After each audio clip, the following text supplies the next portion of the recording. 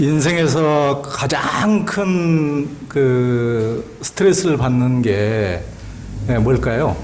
우리가 살아가다 보면은 뭐 시험에 낙방할 수도 있고 사업에 실패할 수도 있고 병에 걸릴 수도 있고 무슨 온갖 이제 그런 스트레스를 겪는 일이 많은데 뭐 이혼도 있을 수가 있고 실직도 있을 수가 있고 다양한 게 있는데요. 그 중에서 개인에게 가장 큰 스트레스, 가장 큰 충격을 주는 게 배우자와의 사별이라고 합니다. 그런 엄청난 인생의 큰 그 아픔을 겪으신 네 분이 그걸 아픔을, 고통을 감내하는 가운데 그런 분들이 모여서 만든 사별 카페에서 만나서 그 나는 사별하였다라는 책을 네 분이 냈습니다. 저도 굉장히 뭐 이런 일을 직접 경험하지 않는 분들은 이게 공감하기가 쉽지 않은데도 이게 글이 너무나 절절한 내용들이 담겨져 있어가지고 저도 계속 이렇게 가슴이 먹먹하더라고요. 읽는 내내 그렇고 읽고 나서도 이렇게 계속 뭔가 이렇게 가슴에 깊숙이 뭐가 다가오는 것처럼 이런 자리를 마련한 이유가 꼭 배우자뿐만 아니고 저도 이제 저희 어머니가 93세신데 저희 어머니는 49세 때 사별을 하시고 지금까지도 그러니까 인생의 한 절반을 그냥 혼자 지금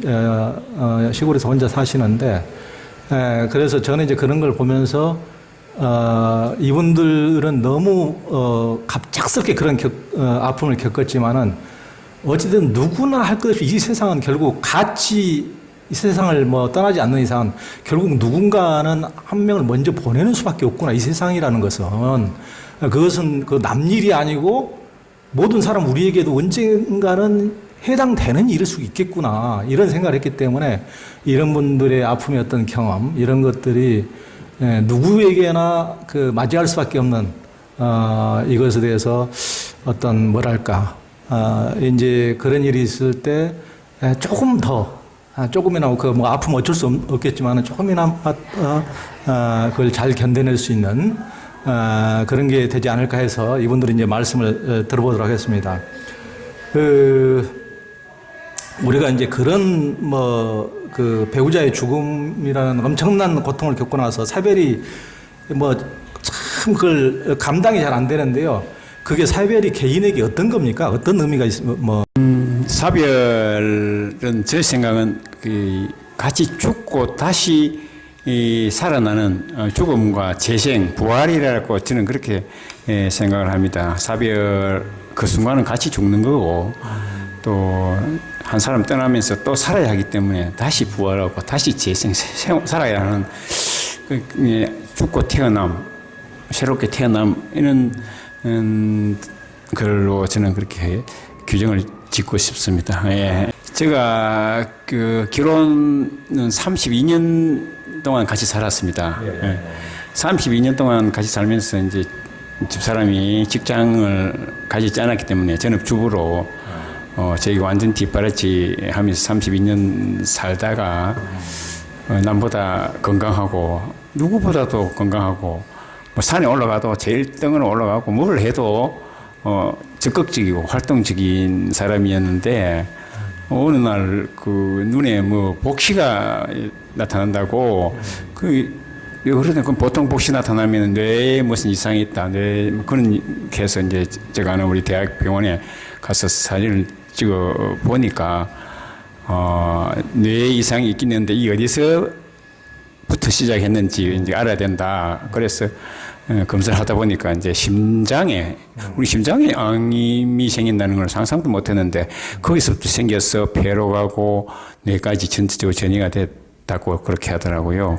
그래서 한 3개월 정도 투병을 했는데 서울의 삼성병원에도 있기도 하고 뭐 천지로 돌아다니기도 했는데 그 순간은 진짜 고칠 수 없다는 걸 이미 알았기 때문에 그 죽어가는 이 세상을 떠나가는 사람을 옆에 두고 바라보는 그거는 그 지옥 아닌 지옥이더라고요. 그게 제가 암이라면 소름 끼치는데 거기 집사람이 암에 걸려가지고 지금 뭐 죽어가는 걸 보는 거는 이거는 매일매일 울음이고 매일매일 고통이고 슬픔이고 그러니 다른 사람들이 진짜 임계수 죽겠다 저러다가 그런 정도 이야기를 하곤 했습니다. 예. 저는 이정숙이라고 하고요. 저는 결혼 22년 동안 결혼 생활을 했고, 그리고 3년 전에 2018년도 10월에 사별을 했습니다.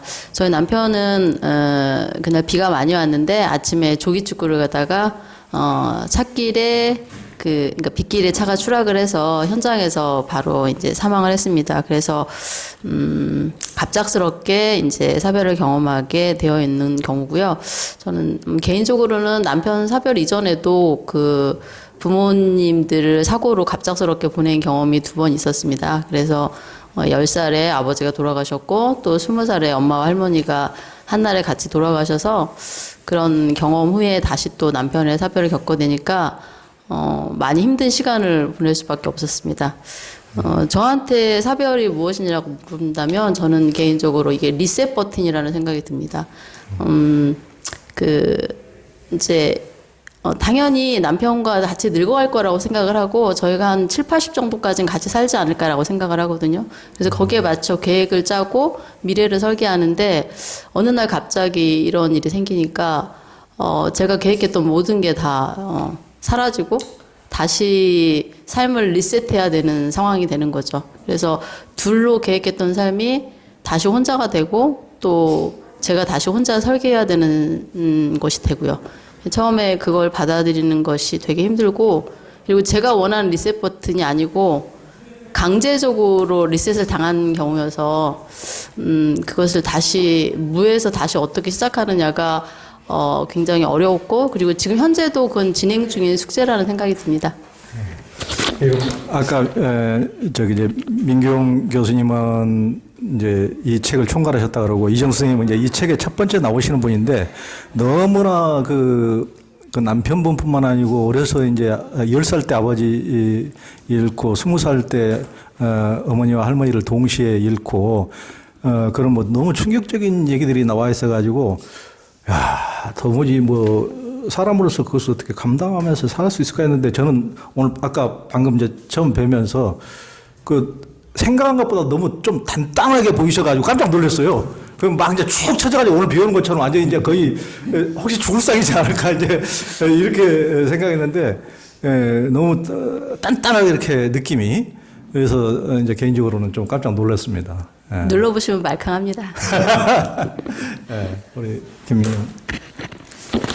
예, 저는 결혼 한 17년 차에 사별을 했고요. 그 2013년도였었고 사별이란 지금 뭐 사별한 지 8년 차 아마 지금 모이신 분들 중에서는 연차가 제일 많다고 볼 수 있는데 그럼에도 불구하고 이 사별이라는 것은 극복하는 게 정말 힘든 과정이다라고 생각을 하고요. 처음 사별했을 때는 나의 모든 삶이나 정신이나 이런 모든 것이 완전한 파괴되는 느낌을 겪었어요. 그래서 과연 내가 다시 내 삶을 원래대로 처음에 살던 그 삶대로 삶을 유지할 수 있을까? 회복을 할 수 있을까에 대한 아주 절망적인 그런 마음이었었는데 사별을 누구나 다 지금 저도 겪어보기 전까지는 사별할 거라는 예상이나 상상도 안 했었는데 지금 겪고 나서 생각해보니 누구나 한 번쯤은 다 겪을 수밖에 없는 과정이라고 생각을 해요. 그래서 정말 나에게 힘든 과정이었지만 이 힘든 과정을 잘 이겨냄으로써 다른 분들에게 어떻게 도움을 줄 수 있을까를 생각할 수 있는 그렇게 보면 새로운 출발의 의미를 할 수 있는 그런 방법인 것 같아요. 우리 김경 선생님은 이제 초등학교 선생님이시라는데 이제 뭐 장례식을 치르자마자 또 학교까지 옮기셔가지고 그런 절절한 얘기들이 나와 있어요. 그건 좀 차차 들어보도록 하겠습니다. 또 선생님. 네. 저는 결혼 16년 하고 반 정도 와이프와 같이 행복하게 살았었는데 갑자기 뭐 난소암이라는 진단을 받고 와이프는 7개월 정도 투병하다가 이제 저 세상으로 떠났습니다. 근데 참 너무나 뜻밖이었고 저희한테 이런 일이 생길 거라고는 정말 상상도 못했었기 때문에 정말 큰 충격이었고 제 인생을 뒤돌아보면은 뭐 여러 가지 우여곡절도 많고 어려운 일도 많았지만 이 배우자 사별의 슬픔보다 더 큰 슬픔은 없었던 것 같고 이보다 더 큰 고통도 지금까지도 없었고 앞으로도 없을 것 같다는 생각이 들어요. 그래서 주위에 이제 배우자 사별하셨다는 분 만나면은 그냥 너무 마음이 좀 아프더라고요. 제 일이 아니어도 제가 일단 먼저 겪었으니까. 그리고 제 개인적으로는 제 이 사별의 슬픔을 이겨나가는 과정 가운데 삶과 죽음에 대해서 계속 많이 생각을 하게 되더라고요. 그래서 우리에게 삶이 어떤 의미가 있고 예전에는 사실은 내가 그냥 태어났으니까 내가 사는 거고 죽으면 뭐 그냥 끝나는 거고 이렇게 생각했는데 지금은 좀 생각이 많이 바뀌었어요. 그래서 저는 지금은 개인적으로 죽음에 대한 공포심이 거의 없는 것 같고요. 죽을 때 좀 고통스럽긴 하겠지만 죽은 이후에 뭐 또 다른 세상이 있지 않을까 그런 생각을 가지고 있습니다. 그 권호규 선생님은 제가 읽어보고 예전에 저도 이제 종교 전문 기자를 한 20년 이상 하다 보니까 뭐 영성가들이라든가 고승이라든가 이런 분들 글도 많이 쓰고 책도 내기도 하고 했는데 그 죽음이 사람을 철학자로 만들어 버리거든요. 그리고 깊은 어떤 영성과 철학의 세계로 근본적인 고뇌를 하도록 뭐 죽음이라는 것이 가장 큰 충격이기 때문에 그렇게 만들어 버리고 마는데 권호 선생님은 그걸 통해서 진짜 완전 철학자가 되셨더라고요. 굉장히 그 통찰력과 어떤 그런 게 깊이가 있는 글에 굉장히 깜짝 놀랐습니다. 이제 이 나는 사별하였다 책을 보면서도 사별 이후에 이 필자들이 겪는 게 뭐 여러 가지 이제 증상이 있는데 뭐 오직하겠어요. 그러니까 먼저 몸부터 많이 아프시는 것 같더라고요. 몸도 아프고 막 대상포진도 오시기도 하고 뭐 당연히 뭐 심장 떨리고 살 떨리는 거야 뭐 기본이고 뭐 이제 몸살 감기 걸려도 돌볼 사람 하나 없고 이제 그런 처지도 이제 되기도 하고 뭐 정신적인 심리적인 우울증이나 뭐 이런 것이 이제 말할 것도 없고 이제 그럴 텐데 사별 이후에 그런 이제 또 뭐 사별도 괴로운데 개인 몸과 또 주변도 이렇게 건사해야 되니까 그거 참 보통 일이 아닌데 그런 것을 어떻게 견뎌내야 되는지 그거 참 제일 막막했을 텐데 그걸 사별하고 난 뒤에 제가 죄를 지지도 않았는데 죄인이 되어 있다는 느낌 이거는 뭐 늘 따라다니고 그러니까 사람을 피하게 되고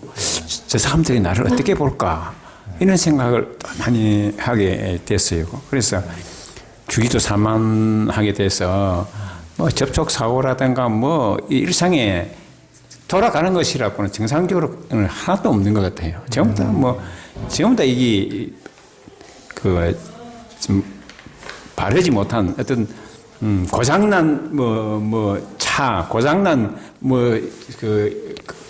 기계가 돌아가는 것처럼 이거는 이가 맞는 것이 없더라고요. 그래서 한동안은 사람도 만나기 싫고 특히 친구들 제가 집사람 아는 친구들 특히 더 보기 싫고 만나기 싫고 그렇게 한동안 이제 그 만남을 회피하는 그런 시기가 좀 있다가 좀 지나니까 점차 거기 좀 나아지면서 이제 회복이 되고 그렇게 된 것 같아요. 지금도 우리 집 사람 아는 사람과 관계된 사람들은 참 보기가 어려워요. 힘들어요. 왜냐하면 자꾸 연상이 되기 때문에. 그래서 이제 그런 어려움을 겪었다 처음에. 갑작스럽게 일을 딱 당했잖아요. 근데 일단 멘탈이 붕괴가 됐고 제가 대학교 이후 지금까지 거의 체중 변화가 없는 사람인데 딱 2주 동안 그냥 3kg가 훅 빠졌어요. 음식을 안 먹는 건 아니었는데 음식을 먹어도 이렇게 갑자기 몸이 쫙 빠지면서 몸의 모든 근력이 이렇게 손실돼서 어떤 걷거나 움직이거나 이런 것들이 굉장히 어려웠었고요. 이제 두 번째로는 난독증 비슷한 증상이 왔어요. 그래서 일단 첫 번째 글을 읽는데 머릿속에 그 글이 해석이 되질 않았어요. 그래서 글을 읽을 수가 없었고, 제가 이제 소속된 약사회에서 그 회지를 편집하는 일을 했는데, 그 편집 작업을 하반기에 했어야 되는데, 글이 읽혀지지가 않으니까 도저히 그 편집 작업을 할 수 없는 상황이 몰렸는데, 제가 또 맡은 일을 안 할 수도 없고, 굉장히 난감해 있어서, 그리고 또 제가 하는 업무상 글을 꼭 읽어야만 되는 상황이었고요. 그러니까 뭐 사회로 도움이 되는 책들을 누군가 선물로 줘도 읽을 수가 없는 거예요. 이게 읽혀지지가 않으니까. 그래서, 첫 번째 했던 일은, 노트에 시를 필사했어요. 하루에 하나씩 노트에 짧은 시부터 긴 시까지 시를 필사하면서 시는 짧으니까 이해가 되겠지. 그래서 그걸 적었고, 이제 마음에 다가오는 시들 위주로. 그래서 노트 한 권을 이제 다 채우고, 그리고 글을 다시 읽기 시작한 건 우연히 이제 관련된, 사별과 관련된 글을 찾다가 사별 카페를 발견하게 됐죠. 글을 따라가 보니까. 그런데 아무것도 읽히지 않던 글들이 거기에 있는 글들이 읽히기 시작하는 거예요. 그게 다 공감이 가는 글들이고. 그래서 그동안 계속 읽지 못하는 글을 일주일 동안 계속 그 올라온 글들을 읽기 시작했어요. 한 사람의 시작을 따라서 사별 순간부터 그 사람이 올린 글들을 쭉 타고 올라가서 읽기 시작하면서 그때서야 글을 읽을 수 있는 상황이 됐어요. 그리고 저 같은 경우는 제가 약국을 운영하는데 제가 3번 약국문을 잠그지 않고 퇴근했어요. 토요일 날 퇴근을 했는데 월요일 날 와보니까 문이 열려 있더라고요. 그래서 그리고 지하철이나 버스를 타면 하차할 정류장을 자꾸 놓쳤어요. 그래서 조는 것도 아닌데 그냥 넋을 놓나 봐요. 그래서 제가 그 얘기를 했더니 그 권옥은 있는 친구가 하는 말이 그건 네가 늙어서 그래.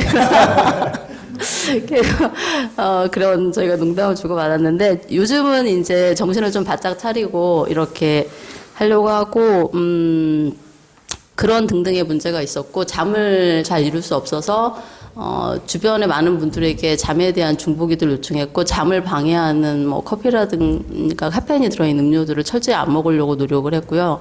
그래서 잠을 밤이 되면 이루지 못할까 봐 그게 막 되게 두려웠어요. 그런 증상들이 있었던 것 같아요. 또 혹시 다른 분요? 저는 기본적으로 아마 그 사별하신 분들의 겪는 증상 2가지 유형으로 보면 잠을 못 잔다거나 아니면 또는 반대로 잠을 또 너무 많이 주무시는 분들을 많이 발견을 했어요. 같이 이제 이야기를 나누다 보니까 그런 이제 성향들이 나오는 걸 봤는데 저 같은 경우는 가장 대부분의 사람들이 불면증을 많이 겪게 되더라고요.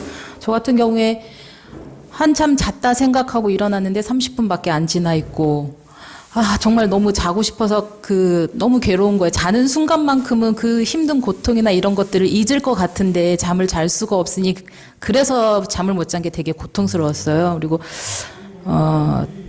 이성적인 판단이 다 막 그 공황장애 상태처럼 머릿속이 계속 이제 윙윙거리면서 어떤 판단을 하기가 너무 어려웠던 것 같아요. 그래서 왜 힘드신 분들은 뭐 술 드시는 분들은 술 먹고 주무시기도 하고 또 뭐 약의 도움을 빌려서 수면제 처방받아서 안전한 수면제 처방받아서 약 먹고 주무신다는 분도 있었는데 저는 그때는 그 약 처방 받을 생각조차도 그 정도의 판단도 하지 못했던 것 같아요. 그래서 이거를 생으로 견뎌내느라고 정말 힘들었던 것 같아요. 그리고 그 후에는 이제 일상으로 돌아오기까지도 되게 힘들었고 집에 오면 퇴근해서 집에 오면 무조건 뭐 누워 있기만 하거나 그리고 저도 마찬가지로 책이나 글을 읽는데 문장이 머릿속에서 독해가 안 되는 거예요. 그리고 책을 읽어도 무슨 내용이었지 내가 지금 읽은 게 뭐였지 그러니까 글자가 그림으로 보이는 그런 것들도 있었고 기억력도 또 많이 떨어지고 저장을 잘 못하는 것 같더라고요. 그래서 잘 알던 학생들 이름도 생각이 안 나고 그래서 정말 이 사별이라는 문제가 정말 쉬운 문제가 아니구나 생각을 했습니다. 그 사별자들의 아픔은 직접 경험을 해보지 않은 사람은 이제 도저히 잘 모를 텐데 그러다 보면 이제 가족과 친구들하고도 아무래도 이제 인식 괴리가 커가지고 이제 관계도 멀어지기도 하고 이제 뭐 김민경 선생님인가 이정수 선생님 누가 친구가 뭐 막 이혼하겠다고 그래가지고 뭐 어디 여행 가서 엄청나게 위로해주고 그랬는데 그 친구가 뭐 김민경 선생님 갑자기 뭐 이제 뭐 갑자기 뭐 이제 뭐 남편 거 뭐 선물 사고 뭐 이렇게 챙기고 이렇게 가지고 그 너무 이제 그런 얘기 참 읽으면서 괴롭던데. 이제 그러다 보면 이제 또 반대로 또 만약에 옆에서 그런 일을 당하면은 가족이나 친구들을 어떻게 해줘야 되는가, 그것도 참 고민이 될 것 같아요. 이 부분은 제가 얘기를 하는 게 좋을 것 같은데, 제가 몇 차례 사별을 겪었잖아요. 근데 이제 10살 사별은 너무 어려서 이제 알 수 없고, 20살 때는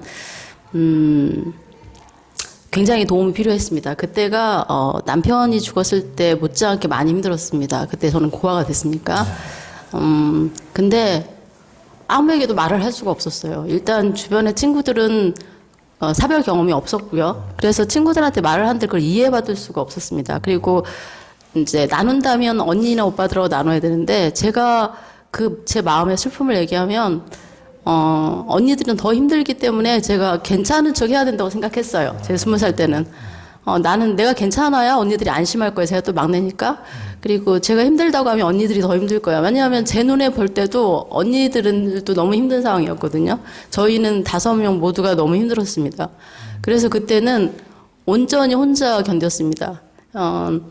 근데 지금 생각해 보니까 그때 제가 온전히 혼자 견디지 않아서도 됐던 것이, 제가 그런 경험이 있었어요. 기숙사에 있었는데 기숙사에 한 방에 4명이 방을 썼어요. 모두가 이제 저를 많이 아끼셨는데, 제가 제 슬픔을 말하기가 싫어서 어느 날은 입에 수건을 물고 이불 속에서 혼자 울었어요.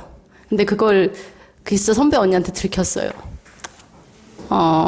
그 언니가 이제 저를 보고 많이 마음이 무너졌었죠. 근데 그때 제가 언니한테 힘들다고 말했어도 됐는데 말하기가 싫었던 것 같아요. 그래서 저는 남편이 죽었을 때 제가 그때 혼자서 그걸 견디느라고 얼마나 힘들었는지 알았거든요. 그래서 그때하고 다른 방법을 취했습니다. 저는 저를 위로하러 오는 사람들에게 충분히 말했어요. 그 사람들 앞에서 충분히 울었고, 그리고 제게 밥을 먹으러 오겠다고 하면 당신의 도움이 필요하다고 말했습니다. 그리고 그것이 나에게 위로가 된다고 말했고, 제가 힘든 것을 말했던 것 같아요. 그리고 심지어 아이들한테도 엄마가 어떤 게 힘들고 너희들이 나한테 어떻게 해줬으면 좋겠다라고 말했어요. 제가 그렇게 할 수 있는 것은, 저는 3차례 사별을 겪으면서 어떤 생각을 했냐면, 우리가 사람을 위로하는 방법도 잘 모르고 위로를 받는 방법도 잘 모른다는 생각이 들었어요. 그런데 위로를 받으려면 내가 어떤 위로가 필요하다라고 내 주변에 나를 사랑하는 사람들한테 내가 말을 해서 알려주어야 합니다. 왜냐하면 그들은 우리를 돕고 싶어도 어떻게 도와야 할지 모르거든요.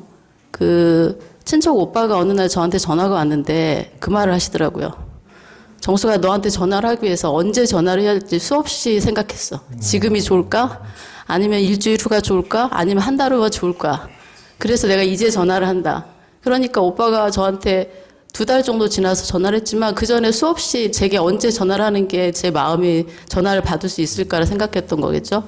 그리고 또 다른 친구는 이제 제가 그 친구한테 먼저 전화를 했는데, 그 친구가 미안하다고 말하는 거예요. 전화를 하고 싶었는데 무슨 말을 해야 될지 몰라서, 자기가 아무것도 경험해보지 못한 자기가 어떤 말을 할 때 되려 그것이 너한테 상처가 될까봐 전화를 해서 무슨 말을 해야 될지 몰라서 할 수가 없었다라고 장례식에만 왔었고, 그게 제 주변 사람들의 마음이라는 생각이 들어요. 오히려 내가 어떤 도움이 필요하다고 말하면 그들은 기꺼이 저와에게 함께 해주었을 거라는 생각이 들어요. 그리고 실제 제가 남편을 잃고 그렇게 하니까 그들이 정말 그 시간에 제 혼자 있는 시간들을 채워주셨고, 또 저를 안아주셨고, 제가 그 안에서 안겨서 올 때 위로를 받았습니다. 그리고 그래서 저는 사별자들이 자신의 주변 사람들에게 자신의 마음을 말해야 된다고 생각하고요. 또 도움을 청해야 된다고 생각합니다. 그러면 여러분이 손을 내밀면 그 사람들이 그 손을 잡아주는 것은 쉽지만, 그 손을 주머니 안에 넣어놓고 있으면 그 손을 억지로 빼서 잡아주기는 어렵다고 생각하거든요. 그래서 사별하신 분들에게 꼭 말하고 있다면, 당신을 사랑하는 사람한테 당신을 위로할 수 있는 기회를 주시라고 말하고 싶어요. 그것이 저희가 함께 살아가는 거라고 생각하거든요. 그리고 사별자를 위로하고 싶어 하는 사람들한테 해주고 싶은 말이 있습니다. 그들한테 말해주세요. 내가 어떻게 너를 도울 수 있어? 나는 너를 돕고 싶고 너를 위로하고 싶어. 그런데 내가 방법을 잘 모르겠어. 내가 어떻게 하면 도울 수 있는지 나한테 알려줄 수 있어? 라고 물어보세요. 그러면 어떤 사별자는 바로 말을 할 수 있지만 대부분의 사별자는 처음에 말을 할 수가 없습니다. 내가 무슨 도움이 필요한지 모르거든요. 그러면 한 번 묻고 그만두지 말아주세요. 그걸 한 번 물었지만 일주일 있다 또 묻고 한 달 있다 또 묻고 또 한 달 있다 또 물어주시면 그 순간 그 사람이 말할 수 없었지만 어느 순간 도움이 필요한 순간이 있습니다. 어느 순간 꽃이 피는 동산에 가고 싶을 때가 있는데 혼자서 갈 수 없을 때가 있거든요.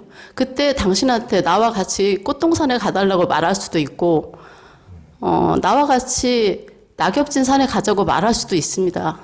그리고 나 병원에 가야 되는데 혼자 갈 수가 없어. 나와 같이 가주겠어? 라고 말할 수가 있다는 얘기죠. 하지만 한 번 묻고 묻지 않으면 그 말을 도움을 필요할 때 말할 수가 없어요. 그래서 사별하신 분을 옆에서 돕고 싶다면 여러분이 그들을 돕고 싶다는 말을 해주세요. 그리고 어떻게 도와야 될지 모르겠다라고 네가 알려주면 고맙겠다고. 그리고 제발 그 질문을 반복해서 짧게 여러 번 되풀이해서 물어주세요. 시간 간격을 두고. 그러면 저는 서로가 서로에게 좀 더 솔직할 수 있고 우리가 서로를 위로하는 방법을 배울 수 있다고 생각합니다. 제가 3번의 사별을 경험하는 것은 우리가 위로하는 방법을 모른다고 해서 포기해서는 안 된다고 생각해요.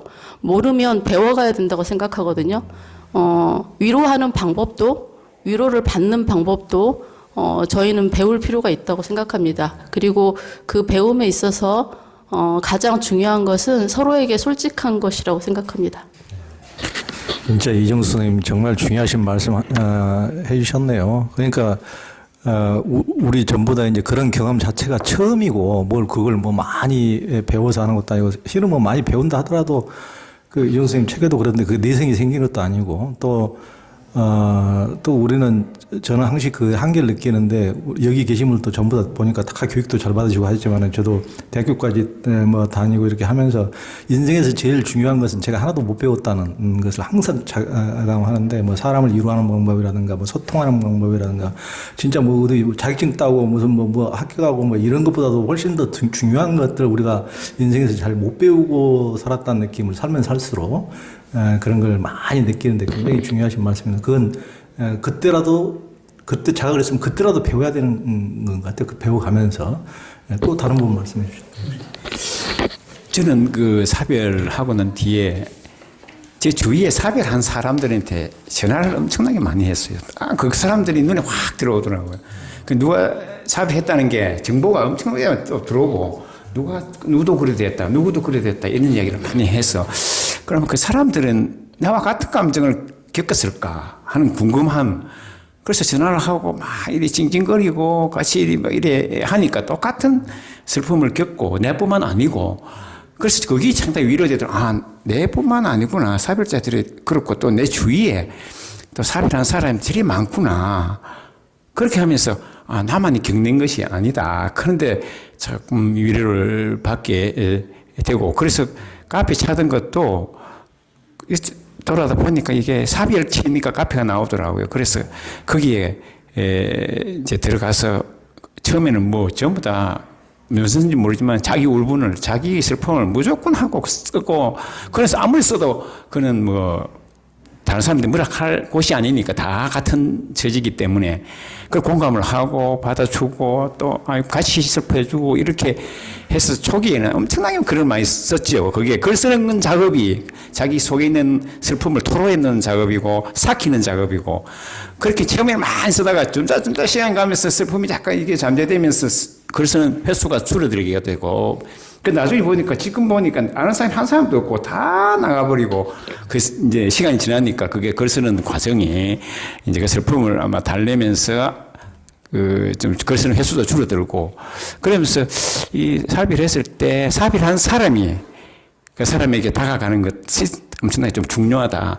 그냥 사별하지 않은 사람은 어떤 말을 해도 자기한테는 와 닿지를 않은 거예요. 그래서 사별한 사람이 나도 이랬다. 이렇게 된다. 앞으로 괜찮을 거다는 그 이야기가 제일 실하게 와 닿는다. 그게 중요한 것 같아요. 그 사별 카페에서 여기 이분들 다 만나시고 하셨는데요.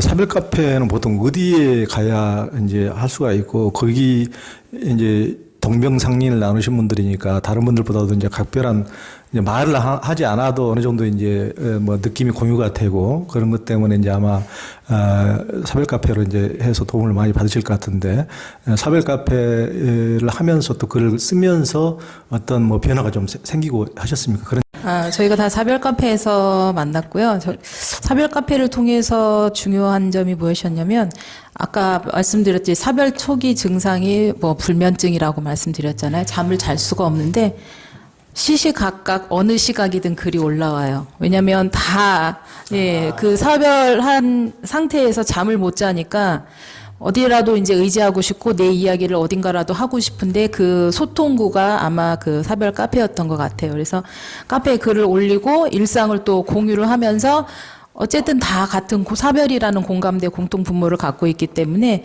뭐 한 분이 글을 올리면 뭐 먼저 사별을 겪었던 선배님들이 나는 이 시기를 이렇게 지냈다. 당신도 이 시기가 곧 지나갈 거라고 믿지만 뭐 이런 식으로 한번 생각을 해봐라. 그러면서 그 선배님들의 댓글이라든가 아니면 같은 사별 시기 기간이 같으신 분들이 있어요. 그러면 그분들끼리는 좀 더 이제 사별 공감이 더 깊어지는 거죠. 그러니까 지금 뭐 두 분 같은 경우에 사별 동기라고 볼 수 있거든요.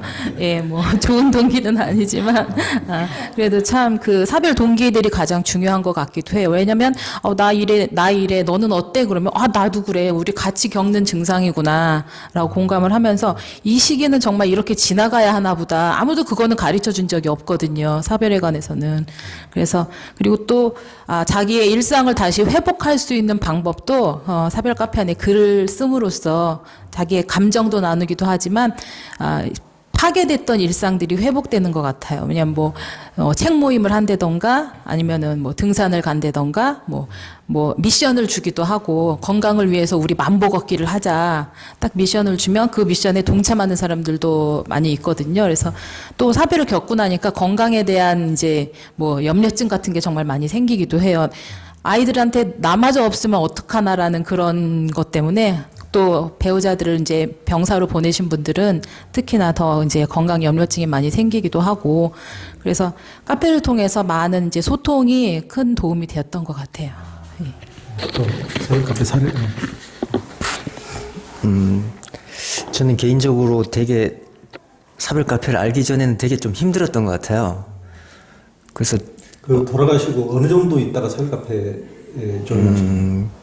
제가 3월 31일 날 사별을 했는데 사별 카페 들어간 게 한 9월 1일 정도 되지 않을까 싶은데 네. 그 전에는 좀 잘 몰랐고 또 사별 카페 가입은 사실은 했는데 활동을 하기가 좀 애매하더라고요. 전혀 모르는 사람들한테 내 얘기를 하고 뭐 위로를 받는다는 게 좀 그랬는데 막상 직접 이제 글을 쓰기도 하고 글은 제가 많이 쓰진 않았는데 남의 글을 많이 읽다 보니까 그 읽는 것만으로도 어떤 공감이 되고 위로가 많이 되더라고요. 그리고 또 한편으로는 이 나의 슬픔이 좀 철학적으로 생각하자면 누구나 겪는 슬픔이구나 이런 생각을 많이 하게 됐어요. 나만 특별히 뭐 더 괴로운 상황에 들어가 있는 것이 아니고 나만 특별히 뭐 인생이 꼬여서 지금 이 힘든 시기를 보내는 것이 아니라 모든 사람이 다 겪는 일인데 나는 그냥 조금 더 빨리 겪고 있구나. 그런 생각을 하면서 마음이 조금 편해지기도 했고 또 직접 사람들을 만나보기도 하니까 그건 더 큰 위로가 되더라고요. 또 온라인에서 이렇게 하는 것보다는 직접 그 뭐랄까 공동체가 좀 생겼다고 하는 그런 느낌이 좀 들더라고요. 근데 인간이 좀 그런 마음이 좀 큰 것 같아요. 내가 어떤 공동체에 소속돼 있을 때 마음이 좀 편안하고 좀 안정적인 느낌이 드는데 사별을 하게 되면 내가 기존에 있던 공동체에서 왠지 떨어져 나가는 느낌이 들거든요. 그 자체만으로도 상당히 좀 스트레스가 되는데 여기는 이제 뭐 잘 모르는 분들이긴 하지만 새로운 공동체 속에서 내가 거기 안에서 이제 좀 평안함을 느끼게 되는 그런 계기가 됐던 것 같아요. 사별 카페가. 그래서 저는 다른 분들에게 사별 카페 가입하라고 적극적으로 권장을 하는데 한 가지 주의해야 될 점은 사별 카페에도 항상 좋은 분만 있는 건 아니라는 걸 말씀드리고 싶습니다. 그런 또 문제가 있구만요. 그 권은 선생님 같은 경우는 책을 보니까 뭐 추석 연휴 때 5일 중에 사흘을 왜 벙이라고 부르죠? 그걸 번개인데 그냥 번개. 네. 그걸 이제 그 번개 모임 멤버들하고 이렇게 같이 보내시고, 그러니까 그 정도로 그분들하고 이렇게 다른 뭐 동아리도 우리가 뭐 조인할 수가 있는데 그분들하고 특별히 그렇게 같이 이렇게 보낼 수 있는 것은 훨씬 더 뭐 말을 안 해도 더 통하기 때문인가요? 네, 그런 것도 있고 제가 같이 시간을 보냈던 친구들이 다 나이가 똑같았어요. 그래서 나이가 똑같은 친구들끼리 또 단톡방이 있었거든요. 그래서 거기서 제가 좀 그 친구들에게 특별히 고마웠던 거는 제가 사별 카페 가입하자마자 그 친구들이 저한테 먼저 연락을 해줬어요. 같은 72년생인데 우리 단톡방이 있으니까 같이 참여하는 게 어떻겠냐 해서 같이 올렸는데 하루는 제가 단톡방에 참여하고 얼마 되지 않아서 마음이 조금 우울해서 오늘은 좀 우울하다라고 글을 썼을 뿐인데 친구들이 그러면 우리 같이 한번 만나자. 그래서 그날 밤에 갑자기 뭐 밤 10시에 7, 8명이 모였거든요. 참 고맙더라고요. 대단한, 요즘 세상에서는 그 19세기에서는 그렇게 가능했는데 21세기에서는 별로 그게 없는 일인데. 맨정신으로. 네, 저 친한 친구들도 밤에 좀 보자고 하면 싫다고 할 판인데. 그러니까. 네, 그때는 아직 뭐 친하지도 않았을 때였는데 제가 조금 힘들다고 하니까 다 같이 모여주고 해서 참 고마웠었습니다. 네. 진짜. 그러니까 그게 있으니까, 그러니까 뭔가 저 사람한테는 지금 옆에 누가 있을 사람이 필요하다는 것을 그 사람들이 아는 거죠. 그 같이 공감이 있는 거죠. 그러니까 정말 뭐 수십 년 친구보다 더 나을 수밖에 없겠네, 어떻게 보면은. 횟수가 뭐 중요하겠습니까? 명절 때 갔다고 했잖아요. 명절이 사실 가기 싫어요. 명절은 제일 이제 싫은 것이 사비라고 하는데 명절이 제일 싫어요. 그게 명절 때는 친인척하고 가족들 다른 가족을 만나야 되는데 내가 혼자 이 집사람도 없이 혼자 간다는 그것도 그렇고 내 보기도 그렇고 그래서 저도 초기에는 안 갔어요. 혼자 가가지고 산소 갔다가 오기도 하고 거기에 명절 때 우리 권생이 며칠 동안 같이 올리겠다는 게 참 이해가 되는 게 명절 때는 도망갈 데가 없어요. 민경 선생님 책을 보니까 사모님이 5남매 장녀로서 완전히 어머니 역할을 또 하시고 집에서도 또 아들만 둘이니까 어떻게 보면 세 남자 케어하면서 이렇게 하시고 큰 아파트 입주민 대표까지 하시고 그렇게 활달하게 하시다가 사라지니까 이제 처갓집하고의 관계도 이렇게 조금 더 예전 같지 않아지고 그런 말씀을 하시고 또 김민경 선생님 같은 경우는 또 이제 시가집 갔더니 다 이제 다른 사람들 남편이 있고 그러니까 혼자 이제 골방에 가서 혼자 우시다가 이제 다음에는 애들만 보내고 이제 나는 이제 안 가겠다 이렇게 이제 문자를 이제 시어머니한테 이렇게 하셨다고 그러는데 그런 이왕에 그 얘기가 나왔으니까 그러니까 이제 어떻게 보면은 자기 어떤 여자는 시가집 또 물론 친정집도 그렇지만은 친정집도 김민경 선생님도 뭐 이 아버님이 뭐 피눈물을 이렇게 흘린 모습 보고 이제 그런 것을 이렇게 적으셨던데 이제 그런 시가집과 관계라든가 친정 또 남자도 처갓집과 관계라든가 자기 집의 어떤 예전 같지 않은 그런 걸 좀 어떻게 해야 될지 다른 가족들은 좀 도와주고 싶고 계속 또 관계를 갖고 싶은 그런 마음도 없지 않았을 텐데 어떻게 해야 될까 그런 것을 좀 같은 경우에는 남자 형제들이 많은 집이었어요. 저희 남편 시댁 쪽이. 그래서 모임을 했다면 그러니까 뭐 다 모이는 거예요. 온 가족들이. 근데 남자 형제들이 많으니까 또 가족이기 때문에 얼굴이 다 비슷비슷해요. 근데 사별하고 제가 이제 첫 명절을 이제 추석으로 모이는데 저희는 뭐 큰 집, 작은 집, 또 밑에 작은 할아버님 댁까지 다 모이는 그런 분위기였거든요. 근데 그날 갈까 말까 생각은 했는데 그래도 어쨌든 큰 일을 치른 후에 또 저도 인사도 드려야 될 것 같아서 모임을 갔는데 다른 분들 남편의 이제 형제들은 다 있는데 저희 남편만 그 자리에 딱 없는 거예요. 그래서 또 다 닮은 얼굴 가운데서 가장 보여야 할 얼굴이 안 보여서 제가 그때 이제 어머님 댁에서 모였었는데 어머님 댁에 이제 어머님 안방에 가서 그때 이제 다 거실에 모여 있어서 서로 이제 이야기를 하고 있는 분위기여서 저 혼자 그냥 안방 구석에 그것도 또 누가 친척들이나 누구한테 들킬까봐 한쪽 구석에 앉아서 그걸 너무 참을 수가 없는 거예요. 그 아픔을 참을 수가 없어서 한쪽 구석에 앉아서 정말 오열하듯이 울었어요. 근데 마침 이제 어머니가 제가 그 자리에 없으니까 찾으러 오신 것 같아요. 그래서 문 열고 딱 오셔서 제가 그 울고 있는 거를 보시더니 제 등을 이렇게 토닥토닥 해주시더라고요. 그러면서 왜 아니겠니? 딱 그 말씀만 하셨어요. 저는 남편을 사별했지만 어머님은 아들을 사별한 거잖아요. 그래서 그 마음을 아마 잘 이해해 주셨던 것 같고, 그리고 그 모임 끝나고 나서 제가 어머니한테 정말 도저히 안 되게 너무 슬퍼서 이제 설날도 있고 또 그 다음에 또 계속 명절은 돌아올 텐데, 그래서 어머니한테 문자를 보냈어요. 장문의 문자를 보내면서, 어머니 제가 이렇게 오늘 겪어보니, 가족들이 오랜만에 모이는 자리에 정말 즐거워야 할 자리인데 나의 아픔으로 인해서 그분들까지 그 슬픔이 전염되면 안 될 것 같다라는 생각이 든다. 그래서 앞으로 저는 모임을 못 가겠지만 아이들들은 보내겠다라고 장문의 문자를 보냈고, 어머니께서는 또 깊이 그 마음을 또 아시니까 이해를 해 주시더라고요. 그러면서 그래 그럼 아들들은 보내더라도 너가 못 오는 거는 내가 이해를 할게라고 이야기를 하시더라고요. 근데 거기서 저는 관계가 다 끝났을 거라고 생각을 했는데, 그게 아니라 지금은 이제 부모님, 시부모님들이랑 이제 사이좋게 다시 잘 그 관계가 회복이 됐어요. 왜냐면 사별 연차가 이제 8년차 정도 되니까 작년, 재작년부터는 이제 부모님들 잘 챙기기 시작했고, 또 그 전에도 뭐 어버이날이나 이런 건 제가 챙겨드리기는 했는데, 뭐 제가 직접까지는 못했어요. 대면하는 게 또 무서웠고, 두려웠고, 그다음에 미안하기도 한 그런 마음이었고요. 또 친정에서는 아버지를 뵀을 때 처음에 이제 장례 끝나고 처음으로 친정에 이제 갔는데 문 열자마자 민희 왔니? 하시면서 이렇게 보시는데 눈이 벌써 시뻘겋게 이제 변하신 것 같아요. 그랬더니 우시더라고요. 그래서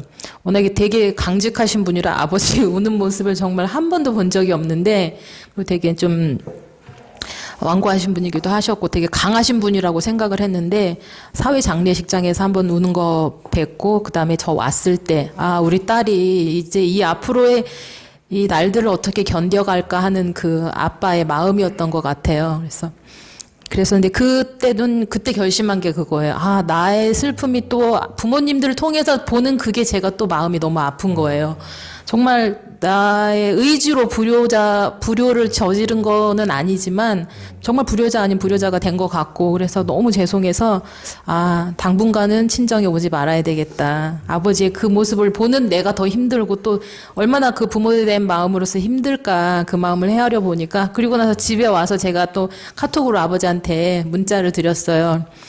아버지 지금 저도 형제가 좀 많은데 형제 자매가 이렇게 많은데 클 때는 정말 원망을 했는데 왜 이렇게 부모님들은 자녀를 많이 낳아서 이렇게 힘든 시기를 보내셨을까 원망도 많이 하긴 했는데, 저희 남편의 장례를 치르면서 형제들이 도와주는 모습을 보면서 아마 이때를 위한 어떤 계획이지 않았을까라는 생각을 하면서 많은 형제를 낳아주셔서 감사하다고 문자를 보내드리고, 당분간은 제가 못 가더라도 걱정하지 마시라고, 제 시간을 잘 보내도록 하겠습니다라고 보내드렸던 것 같아요.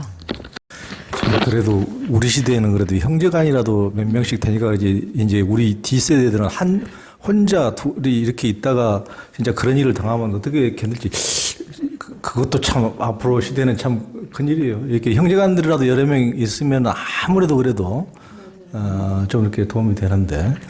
부모님한테 진짜 할 말이 있는데. 이 질문이 있길래 언급하고 싶었습니다. 이건 제 경우는 아닌데요. 실제 제가 이제 책을 쓰고 또 사별 후에 많은 사별자들을 만나면서 다양한 경우의 수를 봤습니다. 근데 저희는 그나마 이제 옆에 있는 민경 언니 같은 경우는 양가 어르신들이 굉장히 좋았습니다. 그리고 가족들이 위로를 받았고요. 근데 실제 얘기를 해보면 가족한테 상처를 받는 경우가 되게 많았습니다. 그리고 특히 어린 자녀들이 있는 경우에 돌봄이 필요합니다. 왜냐하면 그 사별 당사자 말고 그 자녀들을 케어해야 되기 때문에 양가 가족들의 도움이 필요합니다. 그런데 어떤 이유에선지 나이가 어릴 때 도움을 적극적으로 주시는 분도 있지만 되레 멀리하시는 경우도 있습니다. 왜냐하면 그 어린 자녀들을 돌보는 부담이 자기네한테 돌아올 수도 있다라는 생각을 하시는 것 같기도 하고요. 또 재산상의 문제에 있어도 간섭을 하십니다. 예를 들어 이미 사별자들도 30대 사별자들도 굉장히 많거든요. 30대나 40대 사별자들도 성인이고 스스로 판단할 수 있습니다. 그리고 누구보다 자기 자녀와 자신의 삶이 중요합니다. 그럼에도 불구하고 그들을 마치 어린 아이처럼 취급하면서 모든 경제적인 것에 간섭을 하시고 터치를 하십니다. 그리고 이제 드러나지 않는 간섭과 감시를 하죠. 특히 여자 사별자 같은 경우에는 누군가를 만나서 사귀거나 또 재혼을 하거나 이로 인해서 할까봐 시댁 측에서 은근히 경계하는 경우도 굉장히 많고요. 오히려 남자 사별자들은 막 재혼을 권하는데 여자 사별자들은 친정이든 시댁이든 재혼을 권하지 않습니다. 대체적으로. 특히 젊은 사별자의 경우에. 심지어 친정 부모님들 때도 그냥 혼자 살아 이렇게 대놓고 말을 할 정도고요. 시댁에서는 더 원치 않죠. 자녀가 없으면 상관없습니다. 그렇지만 그 자녀가 있을 때 그 자녀에서 여러 가지 재혼함으로 얽히는 것을 원치 않으시는 거예요. 다. 아니 남의 인생을 자기가 책임져 줄 것도 아니면서 그렇죠. 제가 아는 경우는 이런 경우도 있습니다. 그 집에 며느리도 30대 사별했고요. 그 아들이 일찍 죽어서 결혼한 지 뭐 3년도 안 돼서 죽었으니까. 그리고 며느리도 있고 비슷한 또래 딸이 있습니다. 딸은 노처녀죠. 딸은 시집을 꼭 가야 됩니다. 절대. 그렇지만 며느리는 같은 비슷한 30대 나이지만 며느리는 절대 거의 죽을 때까지 재혼하면 안 될 것 같이 굽니다. 아니 지금 조선시대 얘기하는 거 아니죠 네, 지금? 그런데 그게 지금 대다수의 현실적 상황에서 벌어지고 있습니다. 그리고 실제 사별 카페에도 많이 올라오고 아까 그 사별자들끼리 모임이 있냐 했는데 저는 단톡방에 이런 제목의 단톡방이 있습니다. 슬기로운 과부 생활. 슬과생이라고 하는데요. 거기에 저희 8명 정도의 과부들이 있습니다. 나이는 30대 후반부터 이제 51세까지 구성되어 있는데요. 여러 가지 얘기들을 합니다. 차마 어디 가서 하지 못하는 얘기들. 그리고 저는 거기서 특히 나이가 어린 동생들이 너무 아깝습니다. 그리고 저는 그나마 저는 올해 50이 됐는데 좀 낫다고 생각합니다. 아이들도 컸으니까. 그런데 그 동생들은 너무 안타깝고요. 또 어떤 경우는 쌍둥이가 돌이 됐을 때 남편이 죽은 경우가 있습니다. 그러면 쌍둥이를 남편과 함께 보는 것도 힘이 듭니다. 그렇지만 적극적으로 도와주지 않습니다. 저는 사별을 했을 경우에 꼭 누가 누구를 돌본다가 아니라 대등할 수 없습니다. 누가 조금 더 약자가 있고 누가 좀 더 도움을 줄 수 있는 사람이 있고 도움을 받을 수 있는 경우가 있다고 생각합니다. 가족 간에도. 그렇다면 그냥 인간적인 도리로서 내가 상대방보다 둘 다 아프죠. 자녀를 잃은 부모도 아프고 남편이나 아내를 잃은 그 사별자도 아픕니다. 그렇다면 조금 더 힘이 있는, 살아갈 수 있는 힘이 가진 사람이 살아갈 수 있는 힘을 놓친 사람을 도와야 되는 것이 사회적인 의무고 관계의 의무라고 생각합니다. 그러면 예를 들어 저와 저희 어머니의 관계가 있습니다. 저는 저희 어머니의 아픔을 생각하면 너무 마음이 아픕니다. 저희 어머니는 남편이 죽은 지 3년이 돼가지만 아직도 자기 친구들한테 막내 아들이 죽었다는 얘기를 못 하셨어요. 그래서 어머니는 친구들한테 위로받지 못하세요.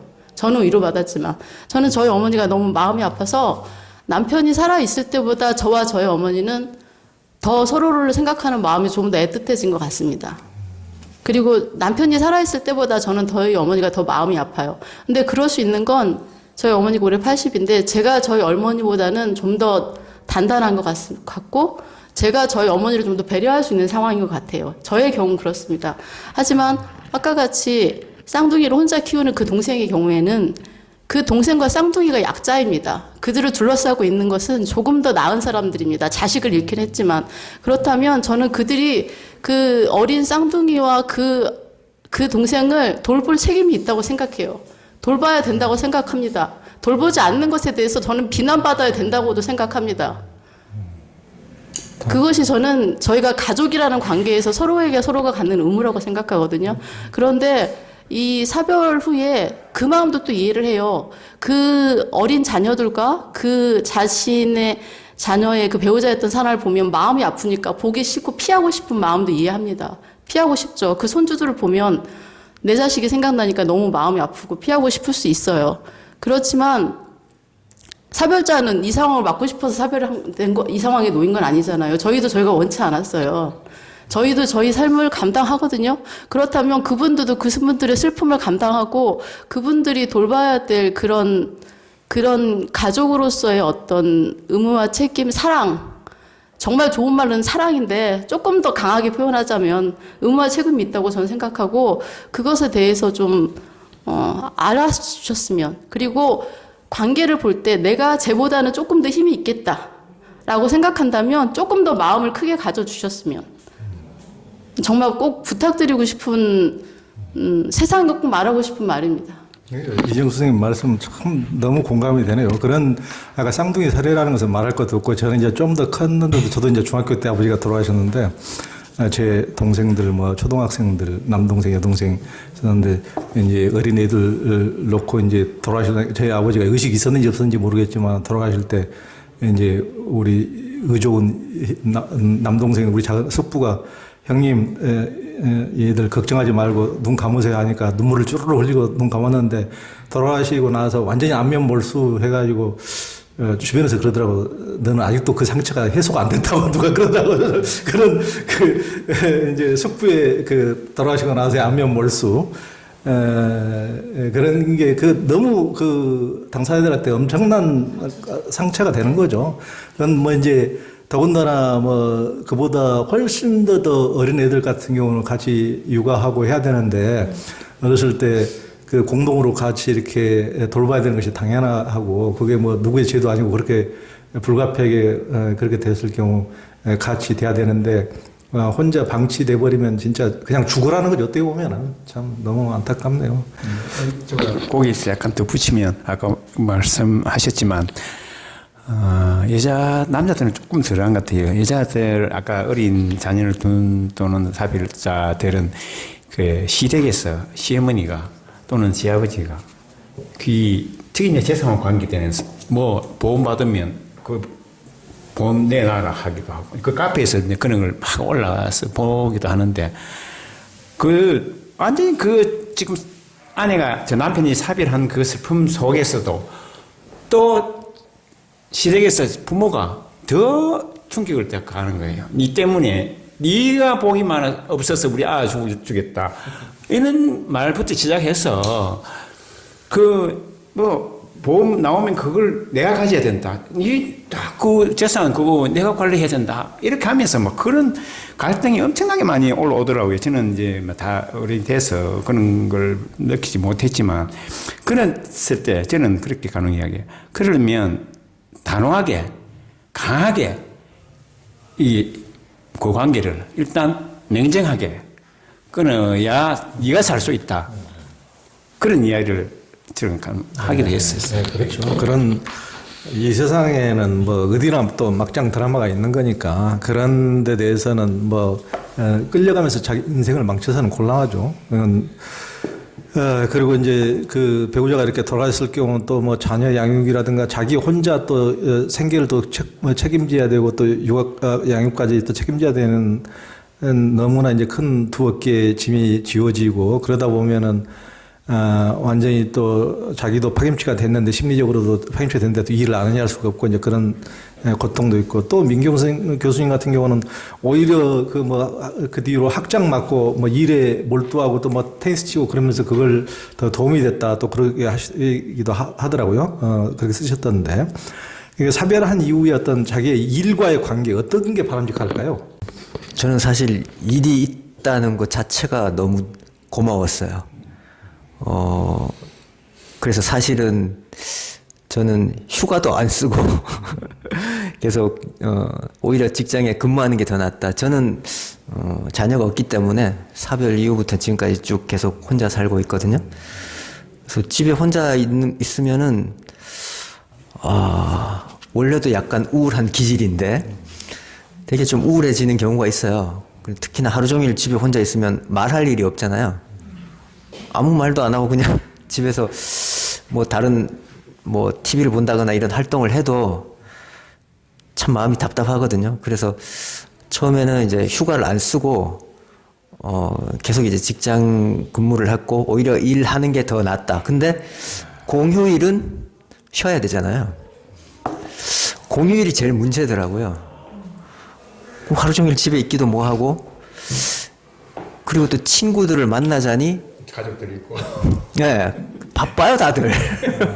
자기 가족과 어울리기 때문에 뭐 저를 특별히 만날 시간도 없고 해서 그래서 저는 좀 취미 활동을 열심히 하려고 노력을 했어요. 잘 모르는 사람들이지만 어떤 소모임 같은 거, 동호회 같은 거, 저도 이제 걷기 모임에 들어가 있고, 뭐 독서 토론 모임에도 들어가 있고, 영어 회화 모임에도 들어가 있고, 또 배드민턴 모임에, 온갖 모임에 다 가입을 해가지고, 휴일에도 할 일이 있도록 그렇게 만들었는데, 그게 정말 저한테는 정말 큰 도움이 됐어요. 네, 집에 혼자 있는 것보다는 누구라도 만나는 것이 좋습니다. 예, 그렇군요. 김인경 선생님 같은 경우는 이제 장례식 치르고 바로 또 발령이 나가지고 그 처음에는 이제 장례식 직후였기 때문에 사별 직후였기 때문에 스님들한테도 그 사별 사실을 알리지 않으셨다고 그랬잖아요. 그러니까 이제 그럴 경우에는 그러면은 이제 아까 이종 선생님도 말씀하셨는데 진짜 뭔가를 그러니까 엇박자가 이제 서로 나오고 상대방이 당연히 이제 남편이 있을 걸로 생각하고 이제 대화를 하다 보면 서로 계속 엇박자가 나오고 그럼 더 피해지게 되고 상당히 이제 그런 더 어려워질 수도 있는데 다른 분들도 이제 그런 경우가 제가 보기에는 김민경 선생님뿐만 다 많을 것 같아요. 많을 것 같아요. 그런 거 그 말하기도 싫고 그럴 경우 또 이제 더 고통이 또 가중될 수 있을 것 같은데 그렇게 이제 한참 지나고 보니까 어떠셨나요? 당시에는 뭐 지금도 마찬가지긴 하지만 뭐 사별이 뭐 죄는 아니지만 그렇다고 또 당당하게 말할 수 있고 또 말해야 된다는 그런 생각이 들지 않았어요. 지금도 마찬가지지만 근데 처음에는 그냥 이야기를 그러니까 동료들이랑 이야기를 하다 보면 동료분들은 정말 당연히 내 상황을 모르기 때문에 아 남편이 있겠거니 생각을 하고 정말 이야기를 해요. 그러면은 저는 이제 사별을 했기 때문에 있다고 할 수도 없고 없다고 할 수도 없고 뭐 그분들한테 이해를 시킬 문제는 아니지만 그냥 스스로 많이 이렇게 위축돼서 그냥 공감만 하고 있었던 것 같아요. 아 그런 일이 그렇구나 그럴 수 있죠. 그냥 그렇게 그러니까 거의 영혼 없는 대답인거나 마찬가지였죠. 그래서 그러면서 왜 이렇게 공감 가는 말이 아니기 때문에 서로의 적당한 거리를 제가 스스로 이렇게 유지를 하게 되더라고요. 새로 같이 근무를 하고 있는 선생님들도 마찬가지로 왜 이분은 좀 우울한 기질인가 보다라고 그냥 인정을 해버리는 것 같더라고요. 그래서 뭐 가족 얘기를 안 하는 사람도 있으니까 아마 의혹이 또 있으신 분도 있었겠죠. 이혼했나 속으로 뭐 이제 그런 이제 판단을 했겠지만 그것에 특별히 뭐 다루 이야기를 하진 않았고 또 그런 적당한 거리가 저한테는 편했던 것 같아요. 예.